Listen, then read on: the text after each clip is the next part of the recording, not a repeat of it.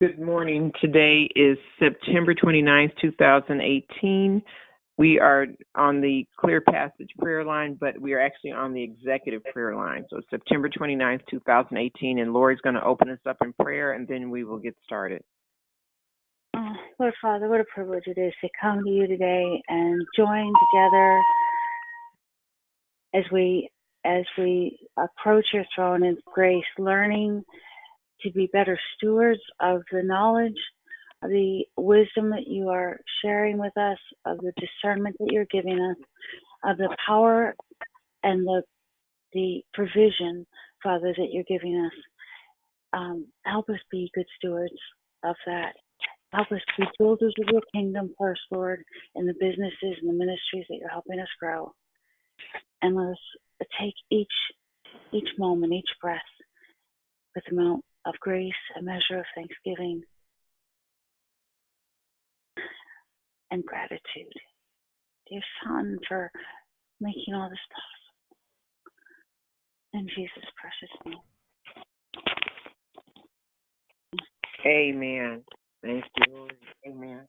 The title of the message, today, this whole week we've been talking about the fruit of the Spirit, and it's before the summary. We've been talking about operating in the fruit of the Spirit, prioritizing that over operating in the gifts, because the gifts without love and love being part of the fruit is of no value, of no avail.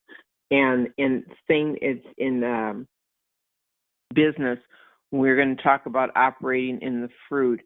It lends itself towards faith. It lends itself towards there's a couple of things you have to do before you get there, but one of them being hand over your business to the Lord and allow Him to move through you. And so when you're doing operating, and especially if you're trained in a business, then the tendency is to use your expertise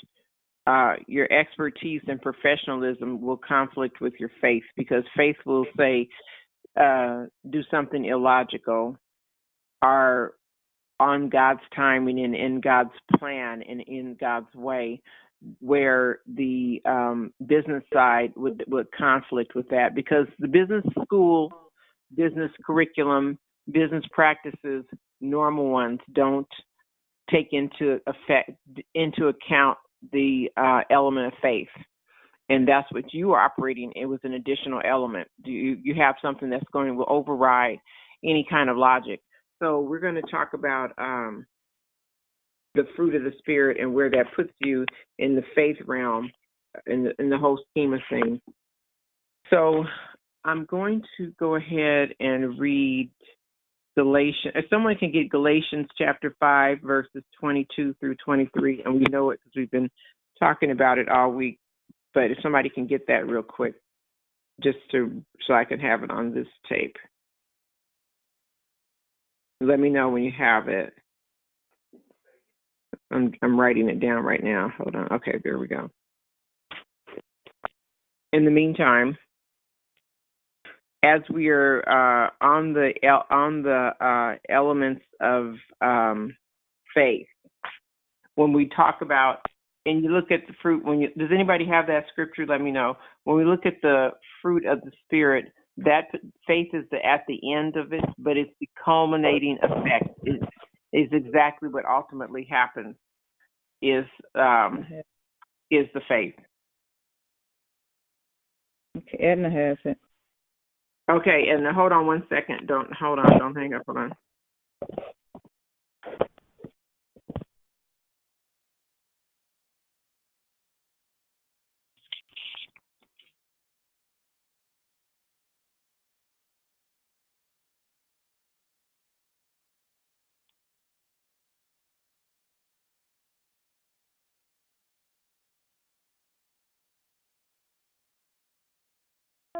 Go ahead, Edna. Sorry. Galatians 5:20. Verse 20, 22. Okay. To 23. Okay. But the fruit of the Spirit is love, joy, peace, patience, kindness, goodness, faithfulness, gentleness, and self-control. The law is not against such things. And those who belong to Jesus Christ have crucified the flesh with its passion and desire. Amen. So sorry, this 24. I'm sorry, we're together. That's okay. So the fruit of the Spirit is love, joy, peace.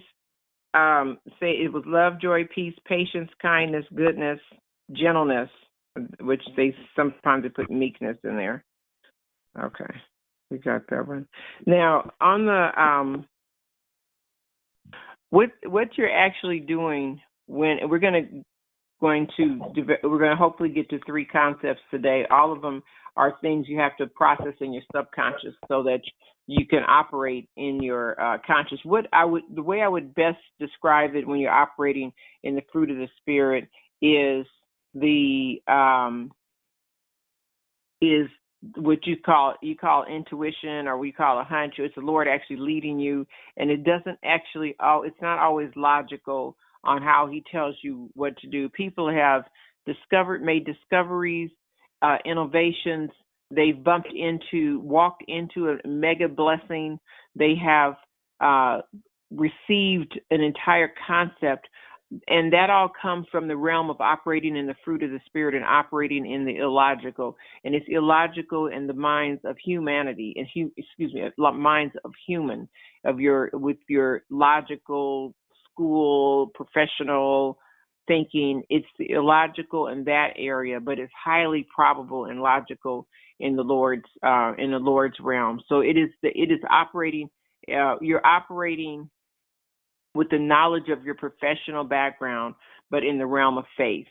And this is where, so what we're going to talk about today is how to get there, and then how to stay there, and why that is so important. So I'll give you some examples.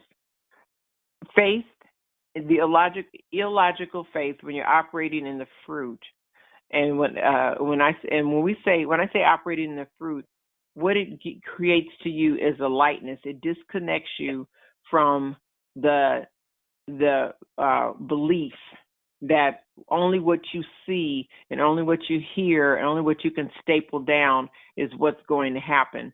And in the business world, when you write your business plan, you're operating on what you can see, the limitations of the realm that you're in, the earth realm. So when it tells you to process income, process this, and I'll give you an example. Paul and Jan Crouch, when they were doing Trinity broadcast, and I always wonder why did they have to go through that, or why did that all happen?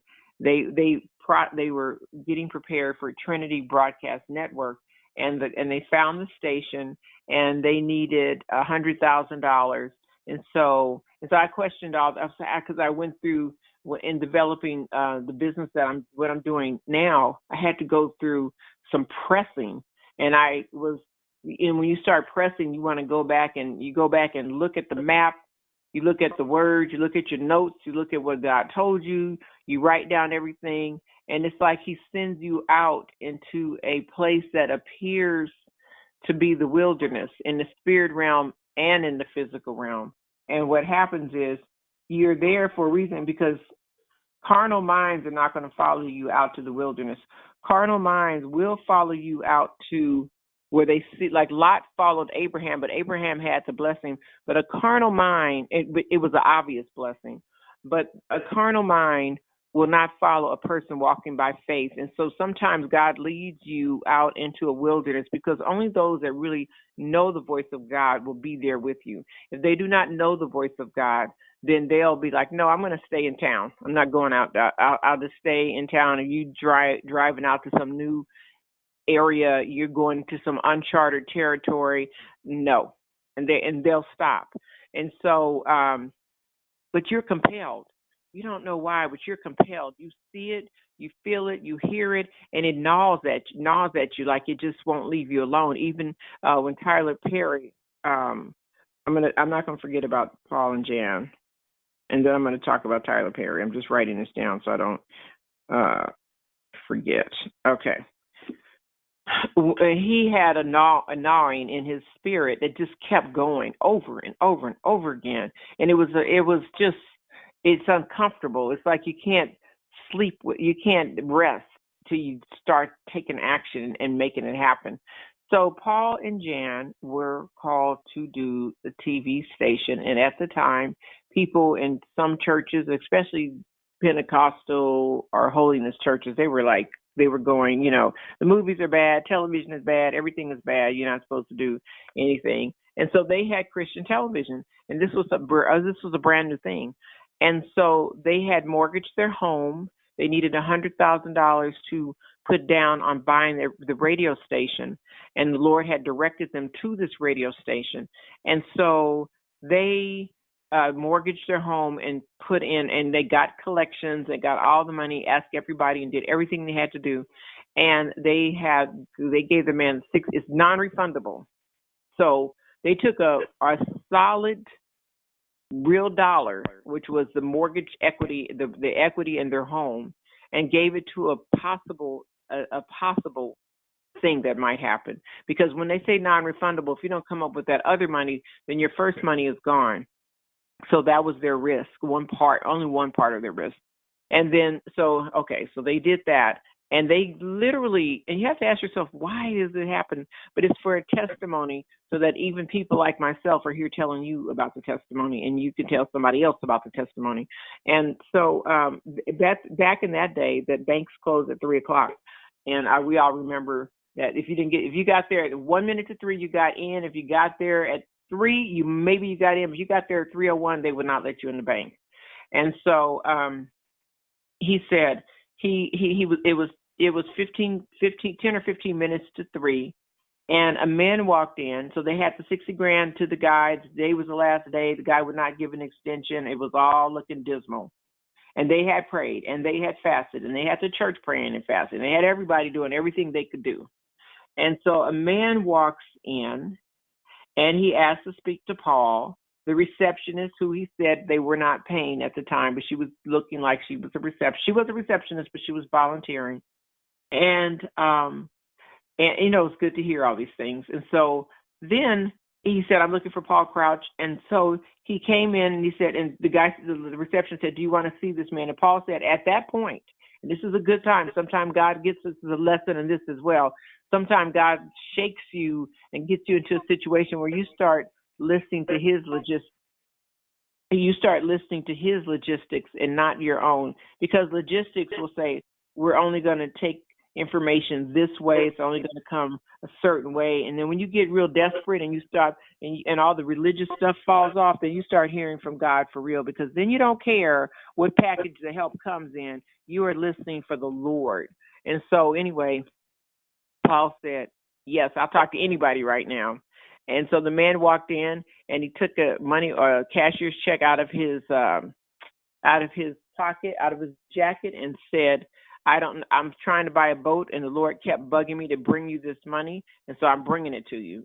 And the Lord was pushing the man to give the money, not that the man was saying, who can I help? He wasn't saying that. The Lord was sitting on him to give the money. And so the man gave the money, and then he wanted to tell Paul the story. So Paul says he had to listen, but he was looking at the clock, because he was down the street. He had 2 blocks to sprint to the bank. And so the man was telling him the whole story, and he was going, hurry up. Okay, thank you, like that, just trying to get it finished. And he sped down to the bank, and that is how Trinity Broadcast Network was started. And it was literally down to the last wire dire minutes. And so you would have said, why did it take so long, or why did that happen? Because God was moving the whole time. And technically Paul could have stood at the bank and waited for the check. He could have did whatever, because he knew, God actually had it coming.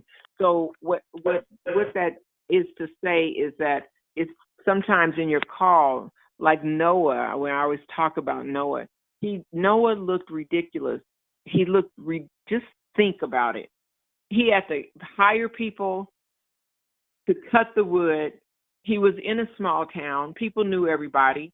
Not only was Noah blacklisted in terms of, being identified as the special person, and his children were, and his wife was, and just imagine, he's building an ark for years. So the kids were the kids of, and in school, the kids were the children of that. Is your dad that guy that's building that ark? What is he doing? And they're all day, all the time, all the time. The wife is out, wherever they go to gather together. The women gather together, whether it's to wash or do whatever. And then they're going, whatever her name is. Why is he doing that? What is he doing? You're using all your. Why are you building? I mean, they didn't just build the ark. They built the ark under scrutiny. They built a big vision, which happens to be the biggest vision in the world at that time. They built the vision in an awkward place, in an unusual and an uncomfortable place. So when God has you doing something, get prepared. Especially the greater it is, the more strange you may look. So the greater the call, the more unusual you may appear, because you're going to stick out. So get prepared for that. Don't even worry about that part. It's going to happen.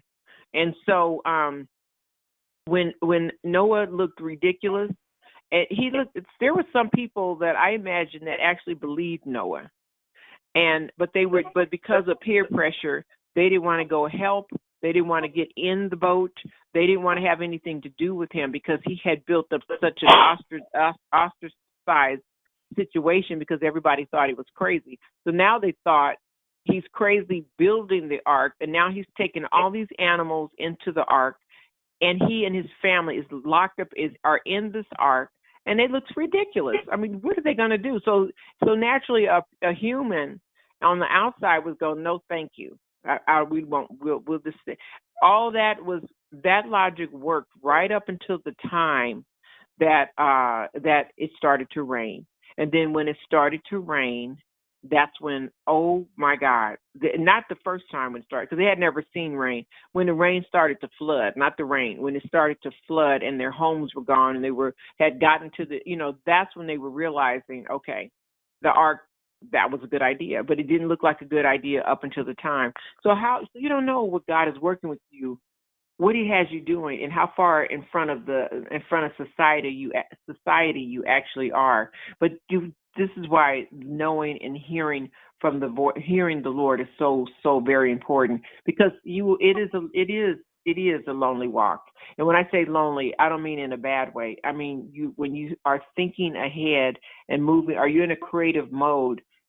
Being in a creative mode puts you at odds with people that are sitting down, working with physical elements, people that are using their cognitive logic and thinking that way. You're in a creative mode. People that create. You talk to musicians, you talk to artists, you talk to people that create movie scripts, or people that are creating anything. When you are writing books, when you're in the creative mode, your mind you are able to disconnect with this. Let me say this: in order to problem solve on the heavenly realm, you have to be able to go above the problem. So in the creative mode, you're able to think beyond what you see. You're able to see something else. You're able to look at something and see something greater. It's equivalent of speaking life into a situation. So you can look at someone that is possibly an alcoholic, and you speak life into them. You speak sobriety. You speak health and healing, because you see the next step. That is not logical. That's called faith. Faith is not logical. So when we talk about faith puts you in a whole different realm. It allows you to call it out. You don't see it with your eyes. And if you look at your numbers and you count your bank account, you count the food in the refrigerator, you count the coins you have on the table, it's not logical, but God still does it. He makes the thing happen. So in the process of all that going on, you are watching. And this is why I tell you guys to write everything down, because the miracles are a compilation of impossible things coming together at an exact time in an exact location, and you can't fathom how it happened. So I'm going to give you an example, and then I'm going to jump to Tyler Perry. And the reason the stories are so important, someone could never teach you this in a textbook. A textbook is written if life happened in textbook format, but we all know it never happens in textbook format. It always happens some odd, crazy way. It's just like when they tell you about babies being born. The baby's going to be born in 9 months. 9 months is a big space of time, because when you get down to that final week, it can come a week early, it could come a week late, it could come in the day, it could come at night, it could come when I'm walking to the store. It can come anytime. 9 months is a very arbitrary. It's an estimation of a time, but the real date and time, nobody knows but the baby, God and the baby doesn't even know. He just knows he's getting pushed out of his current residence, but he doesn't know what's all going on, and he has no idea what he's going into. But in the process, the same thing with your visions. You can get a estimation as to when it's going to happen, but the beautiful, miraculous of how the thing comes together is the artwork of God. It's just incredible. He, just like when I just told you about Paul and Jan, he was. I mean, they sweated, they prayed, they cried, they begged, they did all of that stuff. And this man just strolls in, and this man was not told probably on that day to write the check, because he had it already ready. He was told probably days and weeks in advance, and the Lord kept pushing and pressing and getting him to do it. So God is doing the thing. You only standing in one spot with your limited peripheral. You can't see through walls and around corners and into time and into the past and into the future and the hearts. And you can't see all of that, but God knows what he's doing. So that's why it's important for Paul and Jan to have stood where they stood and believed God. Because if they had given up at any other prior time, if they had not taken their 60,000, every penny they had, and put it into that thing, if they hadn't done all of that, then the thing, we would not have literally millions of people being saved as a result of their activity. That seemed like a frivolous thing that their church didn't even, their traditional church brothers and sisters were condemning them. Because I totally remember. I remember my pastor talking about it over the pulpit, that they have this Christian TV and it's from the pit of hell. I remember him talking about it, how it wasn't God, and it actually was. It took them time to get the programming. It took them time to find their legs and figure out what they were doing. But God was patient with them, and it worked. It worked. So with the same thing with you and the vision that God has for you, it could be a very great vision. It starts out with seeds. It starts out with small things. And when we say seed, I'm just going to go over here and talk about a seed real fast. A seed is encapsulated promise. It will do something extraordinary if the right conditions are in place. So write that down, encapsulated promise. That's what a seed is. And sometimes you have a whole bag of them, and seeds can sit on the shelf or in a jar for years. We have seed archives, and I don't know if that's the word. They're like museums where they have seed from countries all over the place.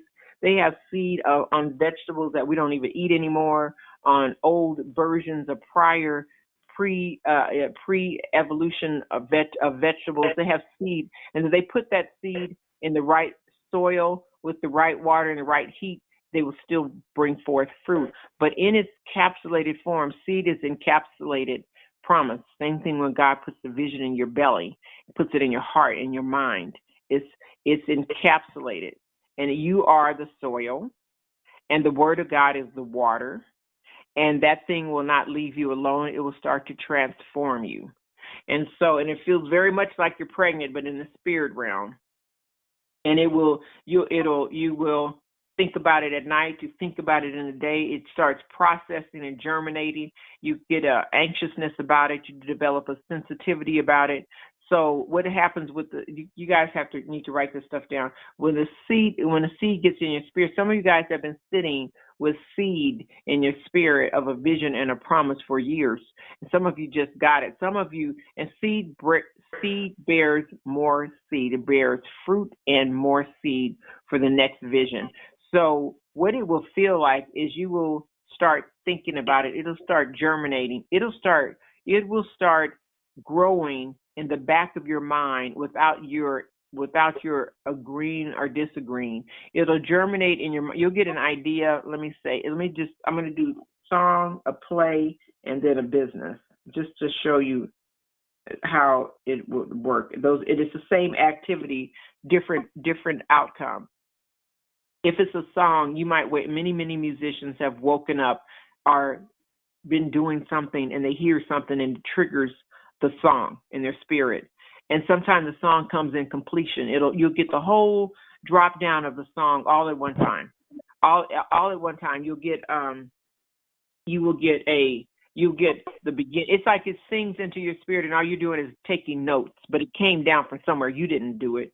It came down from somewhere, and then and the song will come in completion. Or you'll hear the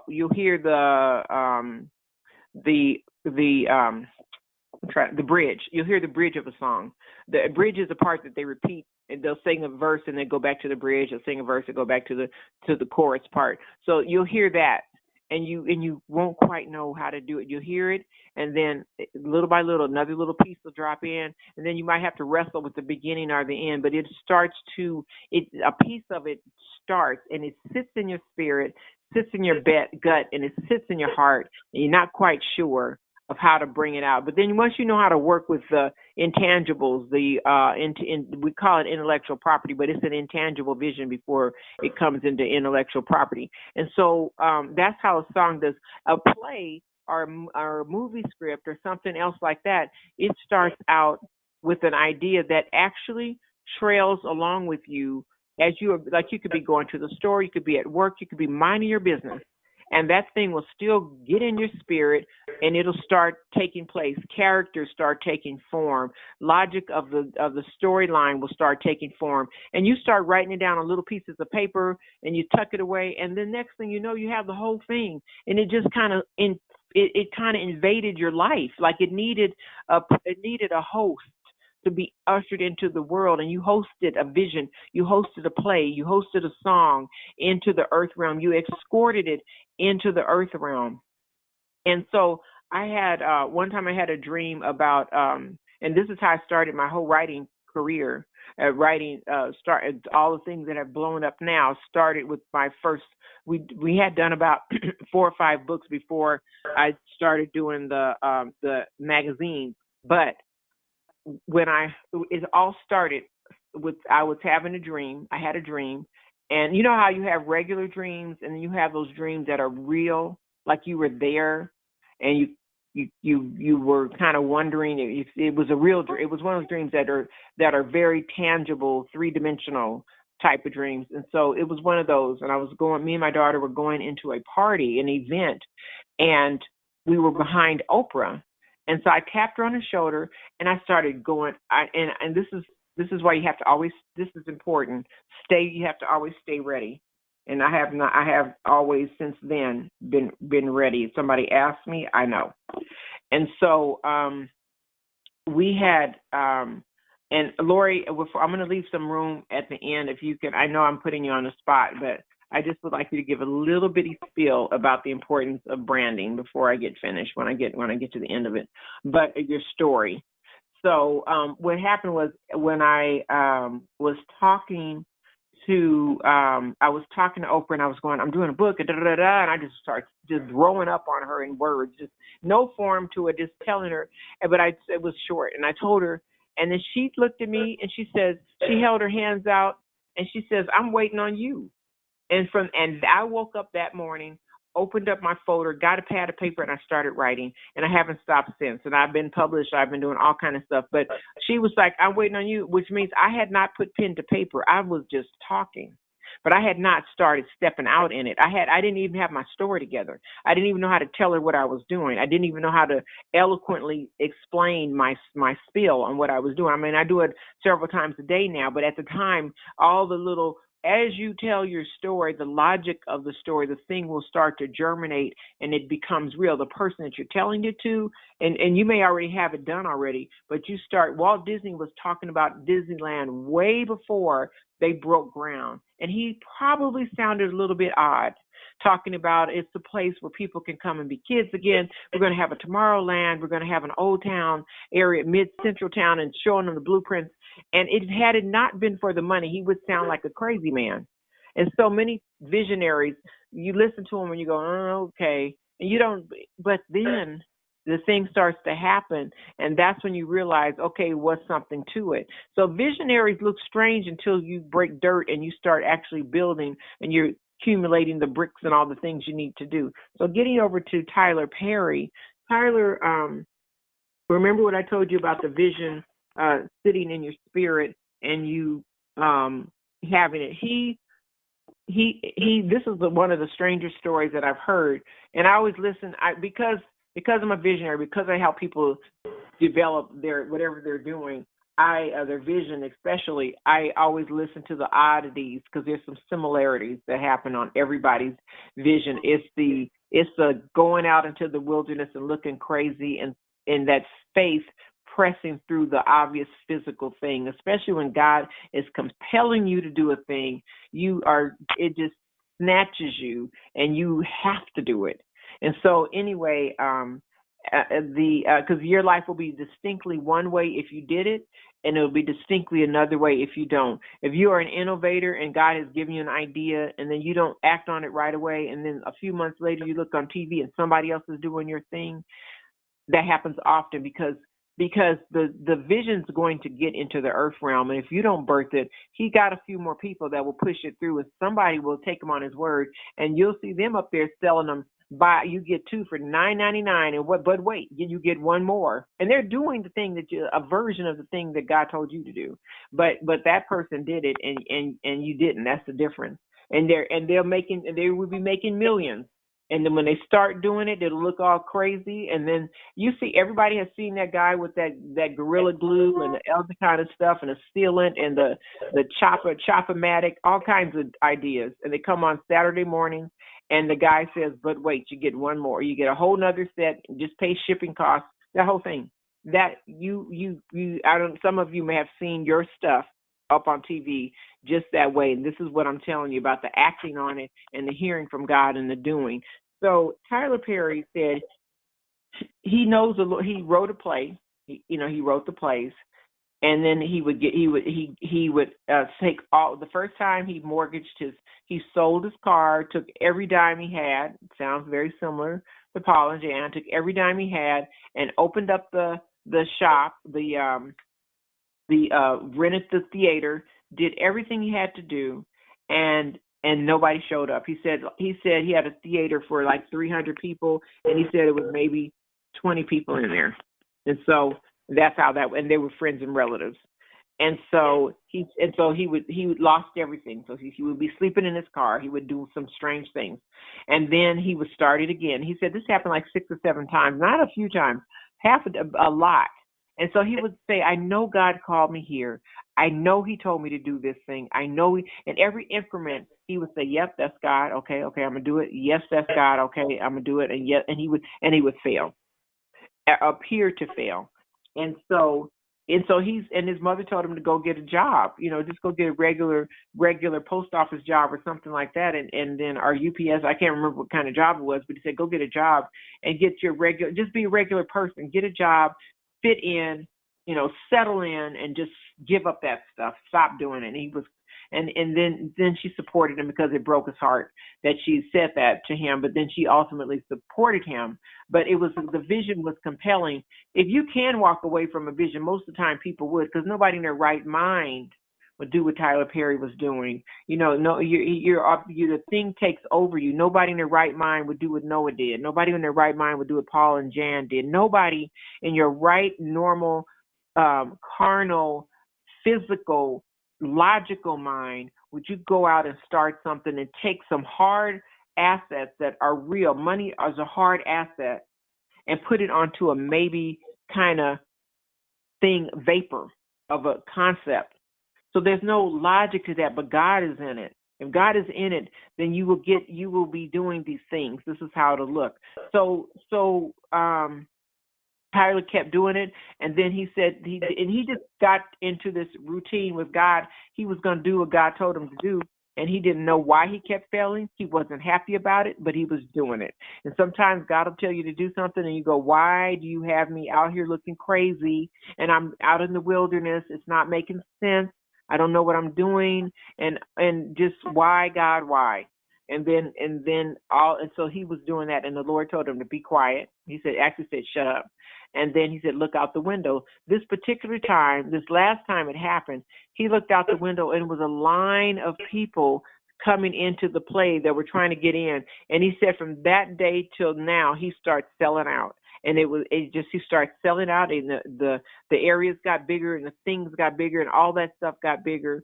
But it started out with a succession of failure. And in anybody that you talk to, I read all the time, innovators, and that's what gets, when you read stories about other innovators and their trial and error, it doesn't happen like they try it one time, they wake up with an idea, and they put it all together, and voila, it works. It doesn't happen that way. You might do it 100 times.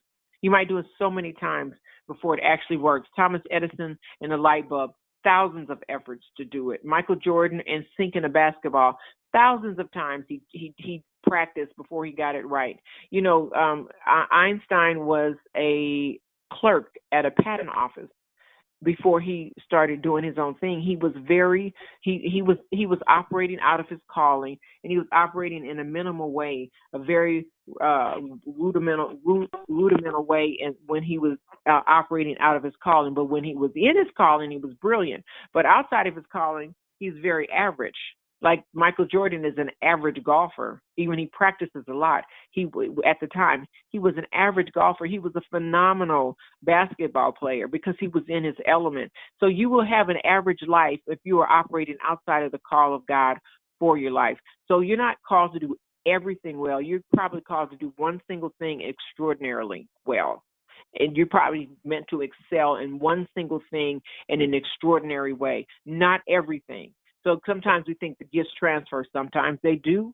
Most of the time they don't. Because God has craftily made you, formed you in your mother's womb to do this single thing.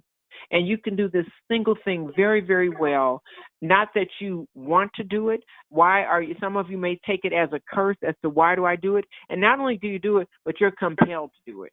The thing will talk to you. You're compelled to do it. So, so your call, the call, the footprint, the insignia, all that is on you before you even get here. You live out to walk into your purpose. So your purpose, you think you call a purpose. The purpose calls you. The talent calls you. The vision owns you. The vision wrestles and takes over you, and you are compelled to do that thing. Just like you're compelled to prophesy and do other things, you're compelled. The thing is, it's a thing that you're in relationship with, and you have to give birth to it. You have to give it life. So anyway, so in a business perspective, when you start seeing things and hearing, you have to write. That's why it says write the vision down, and you will have piles of paper. You'll have stuff pasted on the wall. You'll have things looking in a very strange way. But what will happen after that, it'll start. Once you learn how to capture and document and plan for a vision, and you have to learn how to work. A vision is like it's like you have a cello. If you guys know what a cello, how big a cello is, you learn how to maneuver with it. So like people, like if you have a small vision, like I'll say a vision is like a flute or a piccolo, you can break it down, put it in the case, and literally put it in your pocket or carry it in your book bag. But if you have a cello, you have to start maneuvering that thing. You have to learn how to get it in and out of school, in your car, out of class. You have to walk with it. You have to set it up. You have to really manage, and you learn how to manage with that thing, but you live with it. It's the same thing when you have a vision. You learn how to maneuver around it. You spend time with it. You're writing. You tuck away things so that it can happen. You make space for it like a child. You make space for it. You look to the benefit of it. And what happens when you are pregnant with a vision, whatever that vision is, even if it's a business or whatever it is, it will create. This is the seeding to a business plan. And a business plan in the physical is a hard number. It's buttoned down. It's a spreadsheet. It's pluses and minuses. It's income statements. That is a physical logical business plan. In the spirit realm, you may not have a business plan. You may have the word of God and instruction. When he called out Abraham, he did not sit and tell Abraham, well, this is how it's going to go, Abraham. We're going to have an executive summary, and then you're going to go out to this place, the place right there on the map. And then over a certain number of years, a bunch of things are going to happen, and then Sarah's going to give birth to a child, and you're going to name the child Isaac. And then in the meantime, he didn't tell him all of the narrative of what was getting ready to happen. God, and when God's talking to you, and you're doing a holy thing, or you're doing an anointed, inspired thing, your business plan may get you the first 5 minutes of the process, but you get out on the road, God will take over. He has his agenda, and your agenda is to follow what he tells you. And so that's why I spoke all this time to tell you this one thing. That's why you have to get real good at listening. Because God's not he's not gonna give you the plan to run down the street with it and take over and tweak it the way you want to. He's an exact God. He's very exact. You might get your daily bread, your daily information, because he's going to talk to you on a daily basis. He may not give you all. He'll show you the big plan, but he's not going to show you how you're going to get there. He's not going to take you, and he's not going to sit and consult with you about his stuff. Your job is to listen and do. His job is to tell you and to lead, guide, and direct you, and then you will be able to do that thing. And that's why we get back. That's how we get back to the fruit of the Spirit, because the fruit of the Spirit puts you, get you in the practicing the presence of God. You're going to really need to know, especially when you get in these tight spots, or in areas where you have to go into a boardroom or go into a plan, and literally the Lord, you have the technical stuff, but He will be in your business meetings with you. He will bring your staff to you. He will bring your partners to you. He will bring the people you're supposed to work with to you. And so your logic will say, oh, I'll pick this person, or do this, and you're looking at the degrees on the paper, and then God will say, this is what you're supposed to really be doing. And he will be in your meetings with you, and he will go along with you. And if you don't do it, he'll let you wander off to the left or the right and doing it in some illogical way. But most of the time, if you're obedient, not most of the time, all the time, if you are obedient to what he's telling you, then the logic of the step through will start to make sense. But the key thing that you have to do is to listen, to be able to hear the voice of God, write it down, and be sure. You have to be a capturer of the information. You have to listen to what he's telling you. You have to let it go through your spirit. You have to be able to confirm the word. You have to be an independent thinker. When I say independent thinker, you don't, and I'm repeating myself because I've said it in prior sessions, you don't take the plans of God and then go show them to everybody down the street and say, what do you think? God does not have anybody co-signing on his stuff. If you have, it'll shut down so fast. If he'll tell you and he'll confirm it his way, but he's not going to ask you to go and have a consensus. That's why you see pastors, when they're called out to a different church or to a different ministry, or they have to break away, he'll pull that one person away and talk to just them. And they will be just them, will be solely responsible for that thing. So I'm going to go now, and Lori, are you able, just this very small thing, are you able to talk about branding? Just the one part about why you have to have your message together. Go ahead. Yeah, if you, no matter who you speak to, if you are unclear as to who you are or what you're doing, people won't know how to help you. If I get a message in, and I've literally gotten a message in, and somebody said, I want you to buy from me. I want you to buy my stuff. And I'm like, well, what do you have? Well, go to my website and look. Like, you got to be kidding me. Like, you can't even tell me what he wouldn't, like, what do I do with that? Right? Mm-hmm. And some people would say, hey, Lori, what do you do? And in early days, I'd have a laundry list. Like, I can do anything for you. And their eyes would glaze over. I got tired of seeing people's eyes glaze over. I knew I lost them. So I started asking people, well, tell me about yourself. And I'd have ask them to tell me about themselves, and then they get to a point in their story. The more that you listen, the more people will share. And when you listen with intention, because you're listening for them to tell you what it is that they need that you can offer them. So when you're listening with intention, they feel that, and they'll continue to tell you more and more deeply about themselves, and they'll tell you their pain point.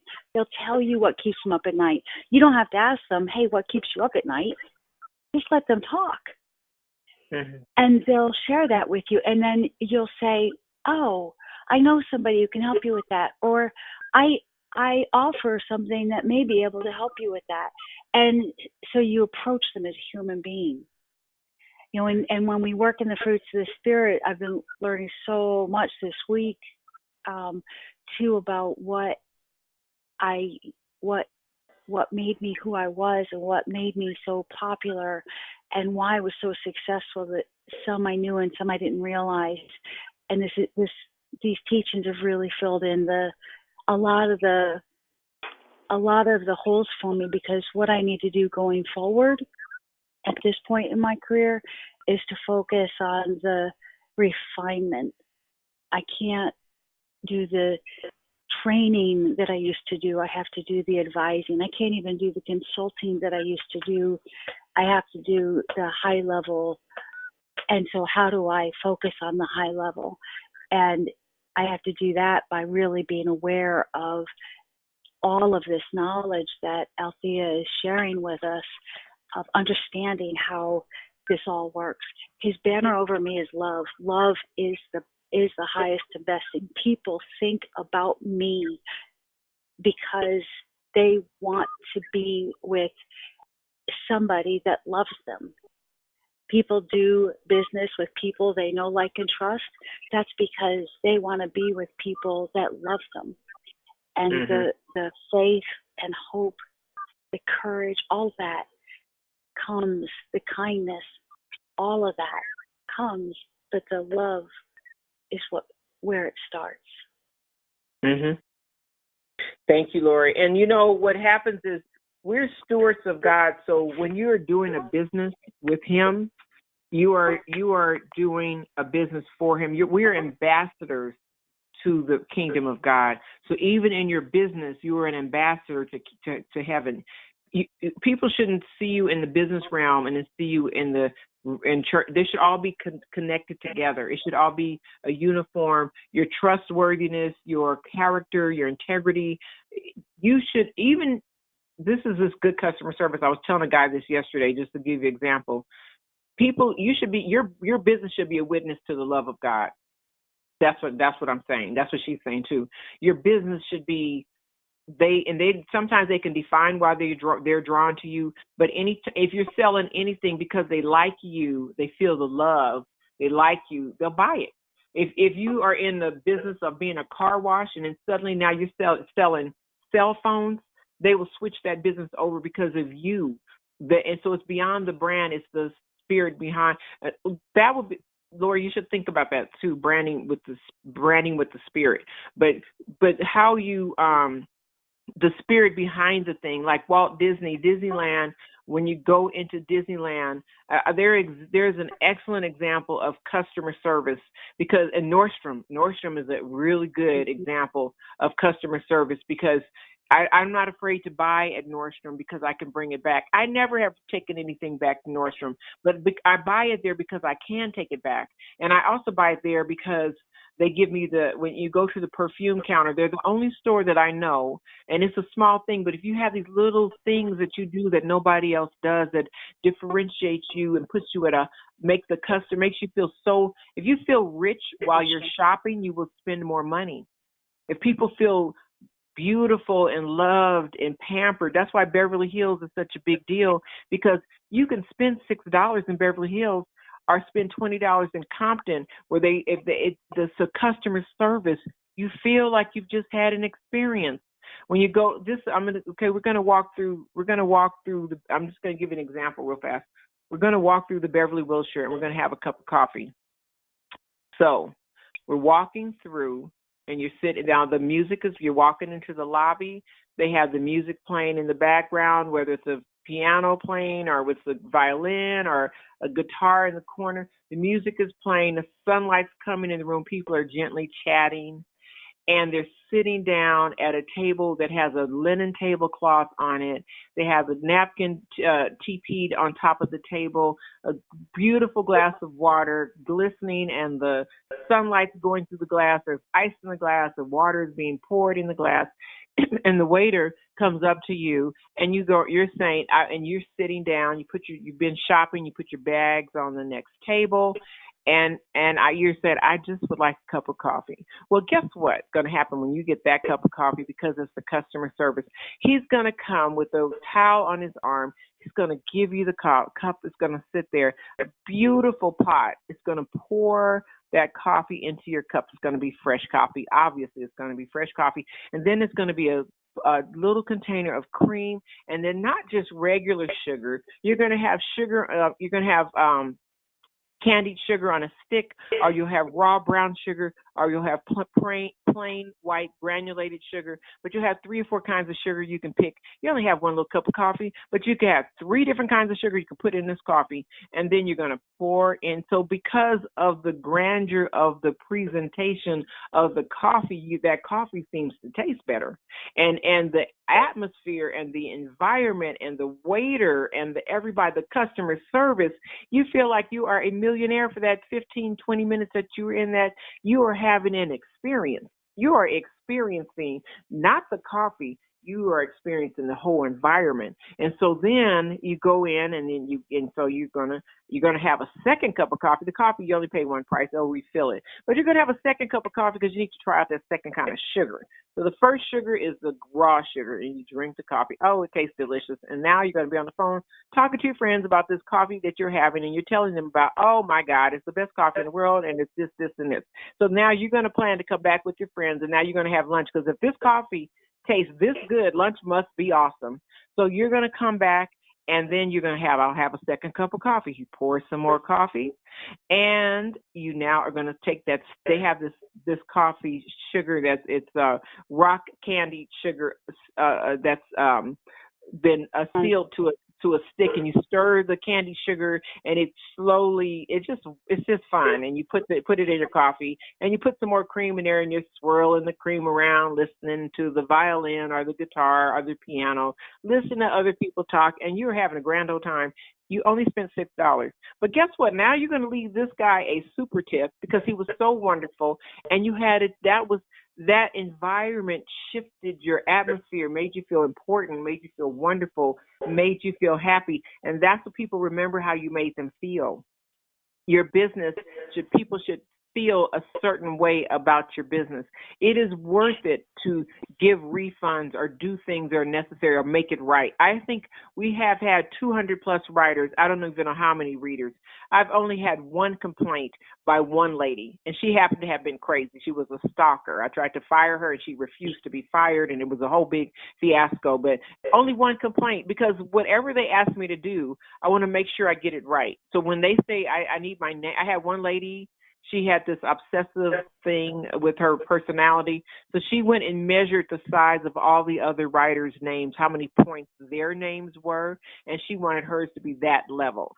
No problem. And she called me 6 or 7 times, and we became very good friends after that. And I made the adjustment until I got it right, because I didn't want her to ever say that her stuff was not represented in our magazine to the top quality that needed to happen. I needed her to have a good experience, because then when she pays her fees to register and everything, it was okay, because it was perfected. She had it like she wanted it. And then because it was like she wanted it, she took her article and the magazine and showed it to all her friends.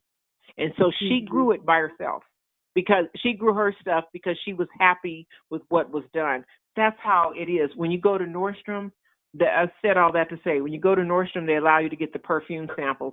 So now I can sit with the perfume or cologne for 2 or 3 days and see how it smells after 2 hours, if I still like it, because sometimes you don't, because it smells different on your skin.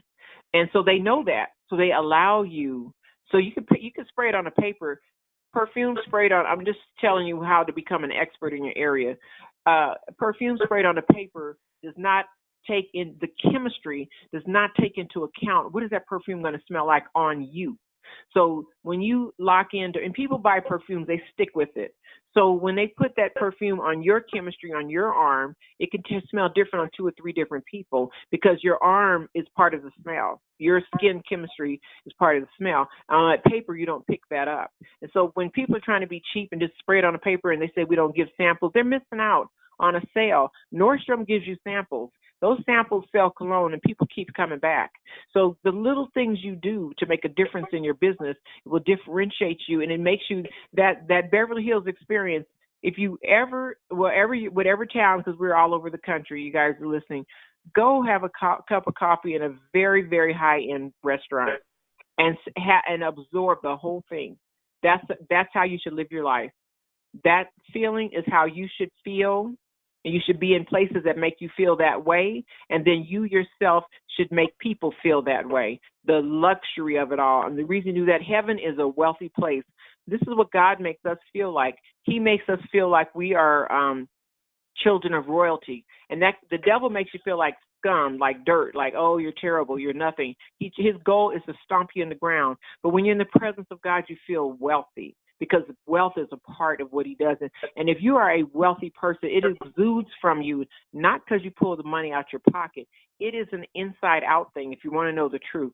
Wealth is an inside-out. When I was to work with was a stockbroker, I've quickly learned after the first year, the one that comes in a suit is not the one that got the money.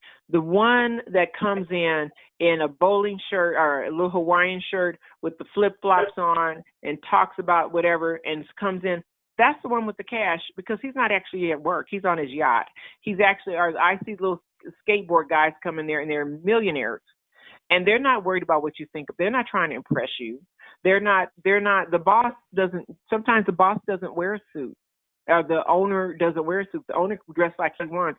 You working for the owner wearing a suit, but you may not wear one. So money moves differently. And people that have money are now looking for purpose for their money. There is money sitting out there ready to be written to you if you got your story together and you're pitching it the right way and you're passionate about it. And if they keep asking you questions, you've thought through it so much, it is so alive that you can say, I can literally write out, and I'm in the process of doing it, the training process for every single department, how it's supposed to operate, what's supposed to happen, who's supposed to do what, because you've played this record in your mind 1,000 zillion times.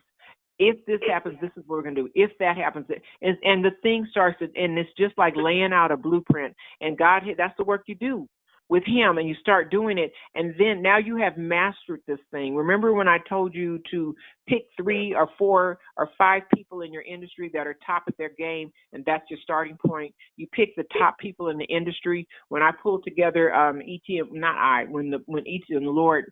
Media was pulled together, the magazine, when the magazine was pulled together, the 3 sample magazines that I use, because I always do this in every business I do, I pick the top industry people, why are they successful, ones that failed, why did they fail, why are they successful, and then look at the pattern of behavior as to why it worked. And then I pull out of the best of all of those and create a hybrid.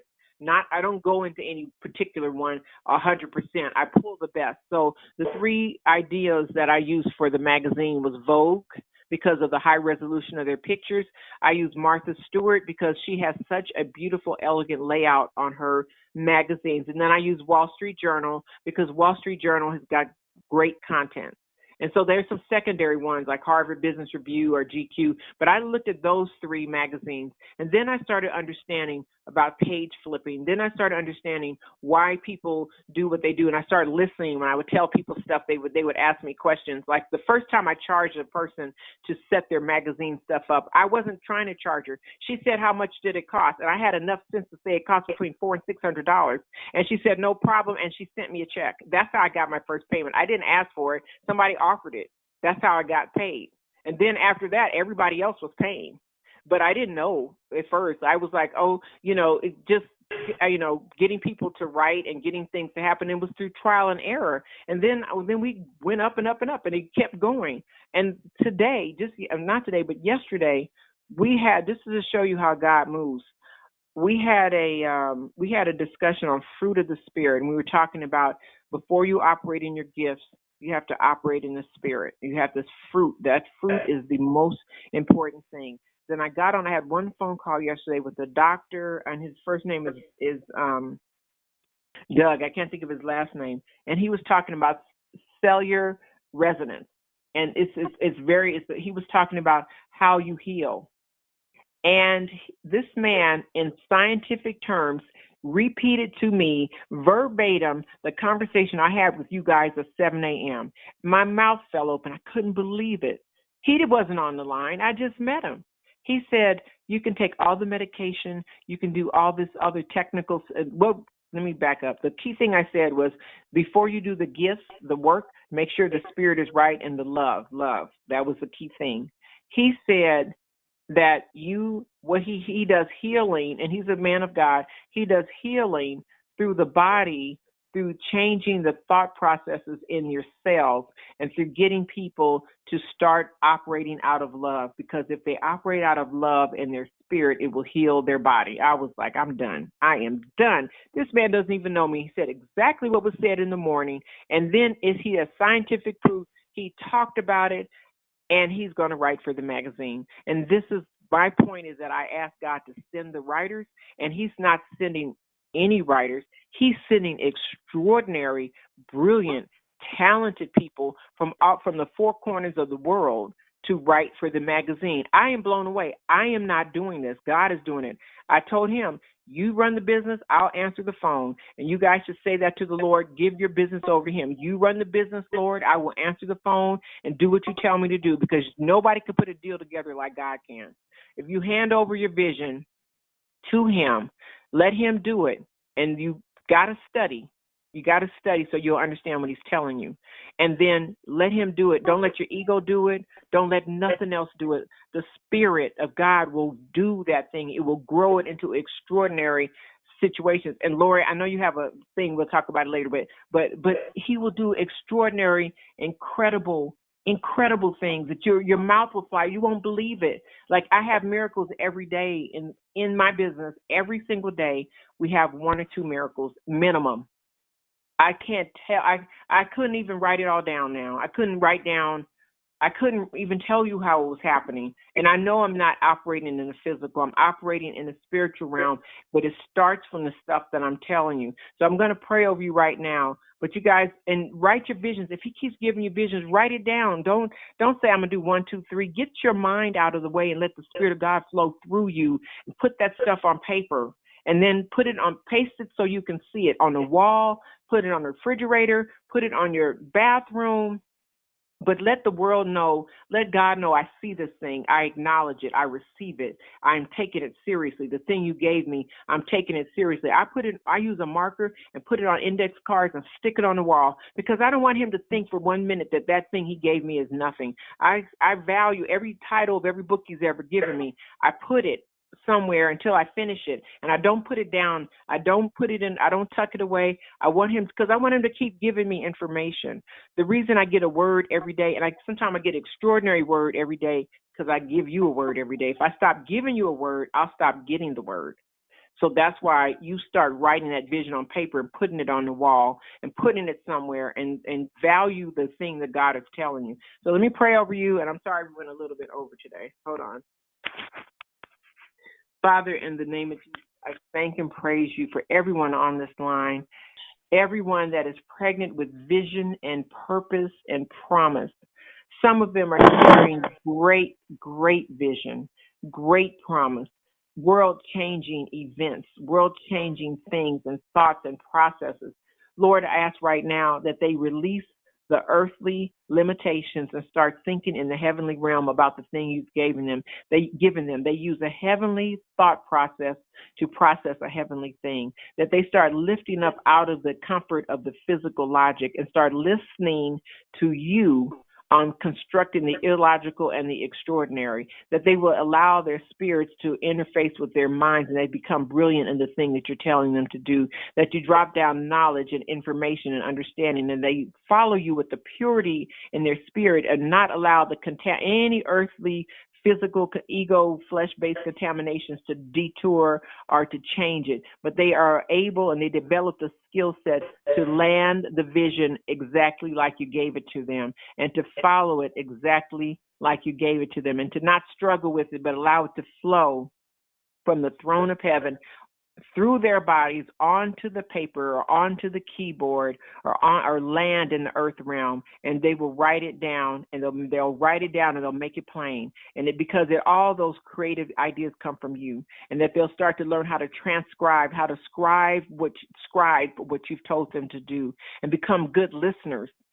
They become good listeners and hearers of the word and hearers of the vision, and they are able to capture it and to write it down, and then start to write it down in great detail, and start to open it up and start to see the three-dimensional version of it. And they start to write that down, and they start to just let it flow through their spirit onto the paper, so that the thing that you have, the solutions, the answers, the discoveries, the inventions, the things that you have in the heavenly realm can flow through them onto the paper, and then it'll be written there. So if they in their lifetime don't do it all, someone can, the next one can come behind them, pick the thing up and read it and say, yes, this is something of God, and keep on going with it. They can, so the next one can run with it. Father, that they learn how to listen, move to the side, and we thank you for everyone that is pregnant with great vision, great promise, great calling, because these are how the solutions come into the earth realm. And we thank you for each one of them, Lord, and we ask that thing take root in their spirit, and they have the fruit of the Spirit, and they operate through the fruit of the Spirit in constructing their business. And we thank and praise you for it in Jesus' name. Amen. Amen. All right, you guys. So that's it. I ran a little bit over, and if you have any, does anybody have any questions or comments? I'm gonna talk the whole time. But hey, Matthew, let Lori finish, and you can tell me. Go ahead. I just want to say for people for writing things on the wall. My husband had gotten me a 4x8 sheet of shower board, which does fantastic with the marker board. Sometimes you don't want to leave things on there too long, or it takes a little bit more time to clear off. But you can do the sticky papers on there. You can do, which sticks to there better than the paint. You can do the markers, and that's been brilliant to write things on the wall. Thank you, Matthew. Welcome. Yep. Okay, Matthew, what? That this is the day that the Lord has made, and you rejoice and be glad in it. I love you. Amen. Thanks, Matthew. Praise God. I had a question. Yep. How do you get in touch with a company that does licensing without Matthew? Can Matthew and I talk? 'Cause Matthew, I've had some ideas for you, and the Lord has put you on my heart several times in the last couple of weeks, and I've meant to ask Althea for your number to reach out. Is it okay if Althea shares my number with you? Sure. Give her the 323-463-7131 number in the cell phone. Okay, Matthew, I didn't have your number either. I know I have it, but I don't know which one is yours. 323-463-7131. That's the landline. That's the house phone. The other one. I'll give it. Okay, Lori, did you get it? If not, I wrote it down. I'll give it to you right after. I have it. I'll give it to you. I'll text it over to you. Thank you. Okay.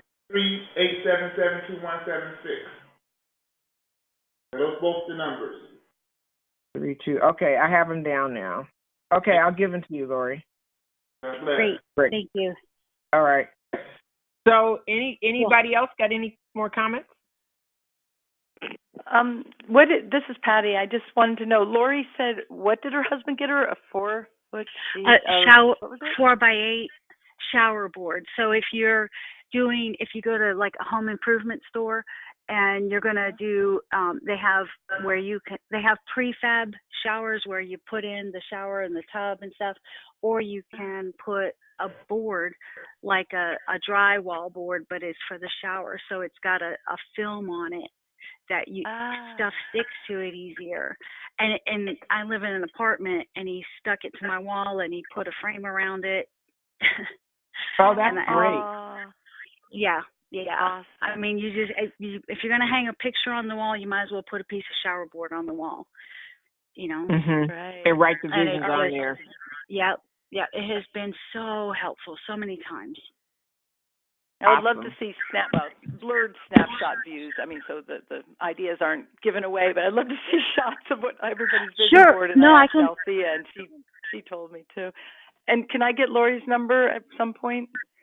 My cell phone is if you look at my LoriRuff.com, LORIRUFF, it'll take you either to About Me or to my LinkedIn profile, and right at the top of my LinkedIn profile in my contact section at the top of my summary is my phone number.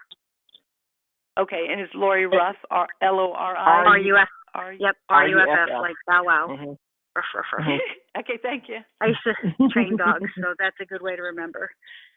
Okay, thank you guys. Okay. Anybody else? Thanks. And if you guys reach out and just say, hey, we're on the call together, you have got my undivided attention. I'll help you in any way that I can, because God has got us together for a reason. Yeah. Amen. And Lori's really brilliant on the social media stuff and just branding in general all over. Who else was saying something? Okay. Good. No, I just said amen and thanks. Oh, okay, amen. Good.